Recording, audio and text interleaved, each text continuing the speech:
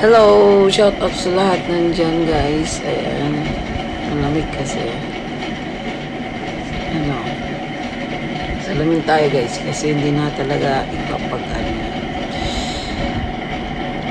mga ka AI channel.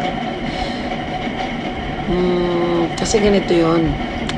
Yung lumalaki yung views nyo tapos hindi pa kayo nakaset up tapos yung 5K followers nagiging 10K followers na tapos hindi kayo nakaset up. Check nyo yung profile nyo guys. Check nyo yung kung malinis or support inbox. Kasi sometimes kasi hindi kayo talaga makapag-set up din kung meron kayong violation na ayaw ni Meta. Kasi sa Meta, hindi naman po invitation yung stream ads. Tools natin yan. Talagang dyan yan. I-unlock natin yan. Mabubuo yan. Pag nabuo na yung 60K views, mag-set up na siya. Kaya kailangan mo lang talaga siyang linisin. Tignan mo yung professional dashboard mo. Punta ka dun sa creator, support, puntahan mo. Then, tignan mo kung ano yung na-violation mo. Tapos, punta ka dun sa recommended. Kasi sometimes nandun yung professional profile mo, hindi siya recommendable. So, linisin mo yon. Tignan mo, kasi kailangan mo yung gawin kasi nga, pinapasweldohan tayo ni Meta dito. Hindi naman porket pasweldohan tayo, bara-bara yung ibibigay niya, di ba?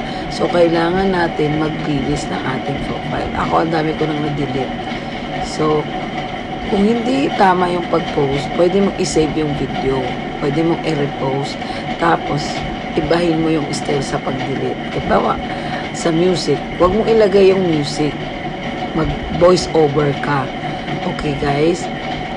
In my case lang yun kasi nga sometimes pag nag-post ako sa wall ko is may background music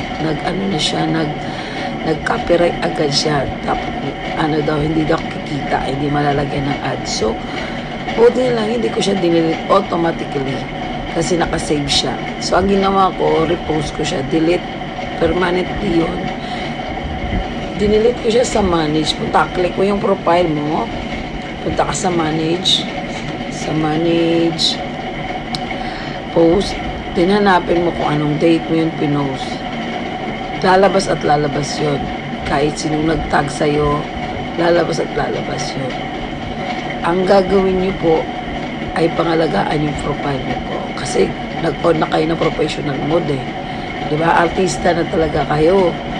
O, hindi nga lang sa TV. Internet, social media. Pag sumikat kayo, dadaanin kayo sa TV, diba? Ganun lang naman yun. Ang iba dito, bara-bara kung magtrabaho.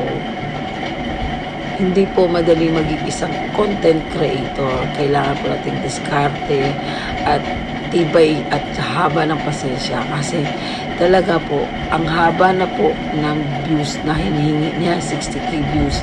Maliban po yan pag mayroong page po kayo, mayroon pa po siyang hiningi na malaki.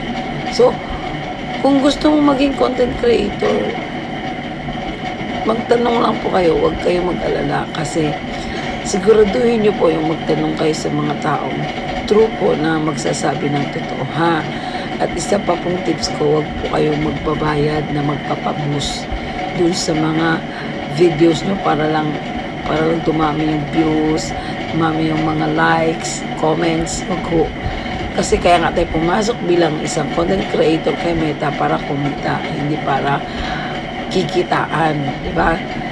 So, pag nagsweldo siguro kayo, wag na ho kayong magpa-boost. Kasi automatically papasok po yung mga viewers nyo.